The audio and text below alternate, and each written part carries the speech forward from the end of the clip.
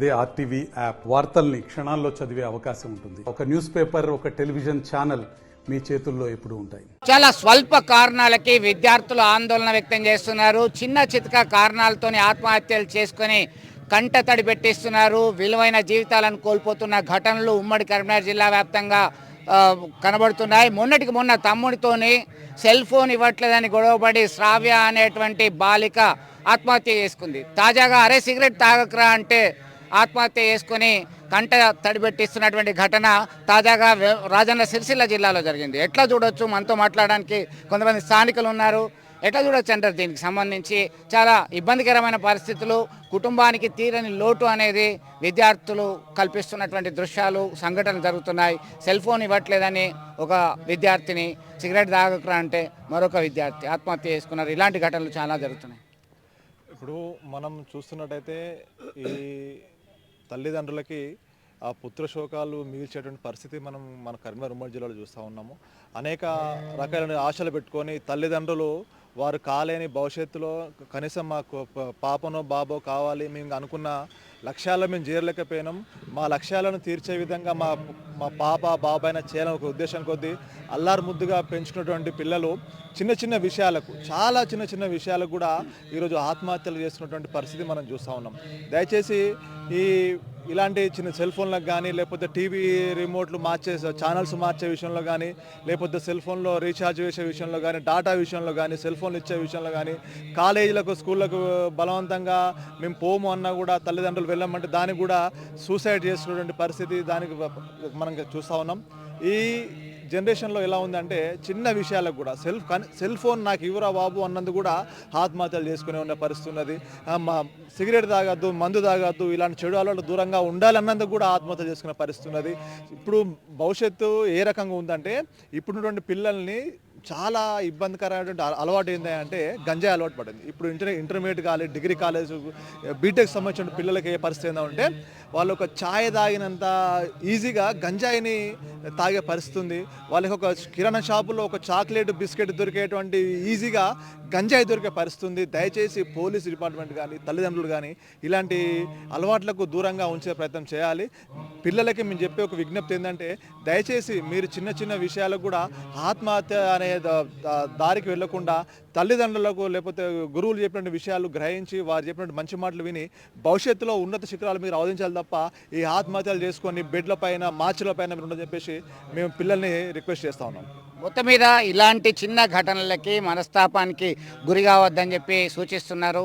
ఎట్లా చూడొచ్చు అంటారు? చాలా స్వల్పమైనటువంటి కారణాలు, ఫలితాలు రాలేదని, బైకు కొనియలేదని తాజాగా జరిగిన ఘటనలు అనేకం జరుగుతున్నాయి.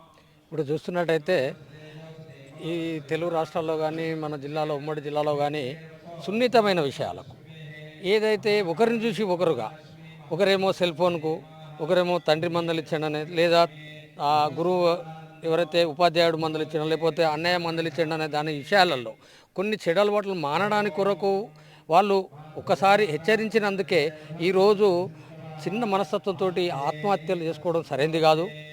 మీ మీద ఒక వారసత్వాన్ని ఆశగా పెట్టుకొని తల్లిదండ్రులు పెంచి పోషించడానికి మిమ్మల్ని విద్యావంతులుగా తయారు చేసి ఈరోజు ఒక కుటుంబానికి అండగా ఉంటాడనే ఆశతోటి, గంపడి ఆశతోటి వాళ్ళు కష్టం చేసి ఈరోజు మిమ్మల్నిపై ఆశలు పెట్టుకుంటే చిన్న చిన్న విషయాలకు ఆత్మహత్యలు సరికావు.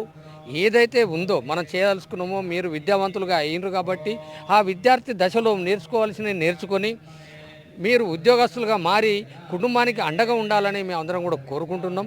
అదేవిధంగా గత 6-7 సంవత్సరాల నుండి గ్రామీణ ప్రాంతాలలో ఏదైతే గంజాయి విచ్చలవిడిగా మేము గతంలో కూడా అనేక సార్లు కూడా చెప్పడం జరిగింది. పోలీస్ శాఖ కూడా గతంలో కొంచెం వెనక ముందు చేయడం వల్ల ఇది ఇబ్బందిగా గ్రామాలలోకి, నేరుగా ఇళ్లలోకి చొచ్చుకుపోయిన పరిస్థితి ఉంది. ప్రతి గ్రామంలో, ప్రతి వాడకు ఒక ఇంట్లో గంజాయి అనేది ప్రతి ఊర్లో కూడా ఉంటుంది. ఈ గంజాయి సేవించిన విద్యార్థులందరూ కూడా బైక్ రైడ్స్ చేస్తూ, డివైడర్లను గుద్దుకొని, అనేక సార్లు కూడా చెట్లకు గుద్దుకొని అందరూ కూడా చనిపోవడం వల్ల తల్లిదండ్రులకు క్షోభను పెడుతున్నారు. దురలవాట్లను మానడం కొరకు తల్లిదండ్రులు కూడా పిల్లల యొక్క ఏ రకంగా ఉన్నారు, ఎటువంటి పరిస్థితులు ఉన్నారనేది వాళ్ళ మీద శ్రద్ధ ఉంచాలి. గురువులు కూడా, ఉపాధ్యాయులు కూడా పాఠశాలలలో కానీ, కళాశాలల్లో కానీ లెక్చరర్లు కానీ వారిని కండిషన్లో పెట్టి వారి మనస్తత్వం ఎట్లుంది, వారు ఏ ఆలోచనలు ఉన్నారు, వారు ఏ రకంగా మెదులుతున్నారు అనేది కూడా వాళ్ళు గుర్తించి వాళ్ళను మానసికంగా వాళ్ళను వేరే వైపు మంచి దారి వైపు మార్చాల్సిన అవసరం ఎంతైనా ఉన్నది. కాబట్టి దయచేసి పిల్లలందరూ కూడా చెప్తున్నాం, తల్లిదండ్రులకు క్షోభ మిగిలించకుండా వారికి ఆధారంగా నిలవాలని, వారి కుటుంబాలకు అండగా ఉండాలి తప్ప ఇటువంటి ఆత్మహత్యలు సరికావు.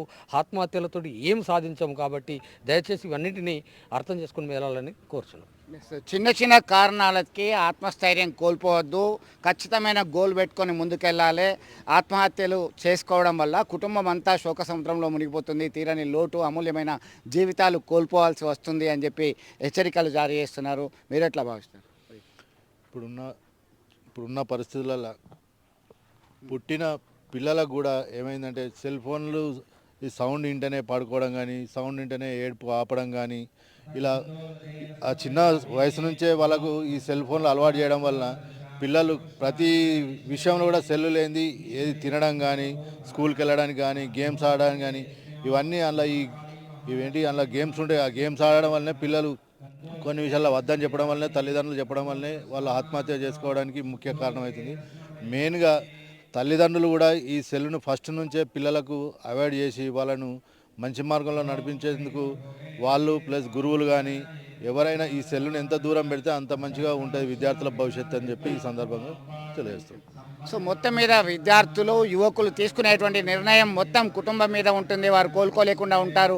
కాబట్టి ఆత్మస్థైర్యంతో ముందుకెళ్ళాలి. మీ జీవితాలను మీరే మార్గదర్శకులుగా మారి మీ అనుకున్న లక్ష్యాలను నెరవేర్చడానికి ముందుకెళ్లాల్సినటువంటి పరిస్థితి ఉంది. అందరూ దాన్ని గమనించాలని మనము కోరుకుందాం. వీడియోలో సుమంత్తో కలిసి చంద్రశేఖర్, RTV, కరీంనగర్. మరిన్ని వీడియోస్ కోసం ఛానల్ ని సబ్స్క్రైబ్ చేయండి. లేటెస్ట్ అప్డేట్స్ కోసం వాట్సాప్ ఛానల్ ని ఫాలో చేయండి. అండ్ లింక్ డిస్క్రిప్షన్ లో ఉంది.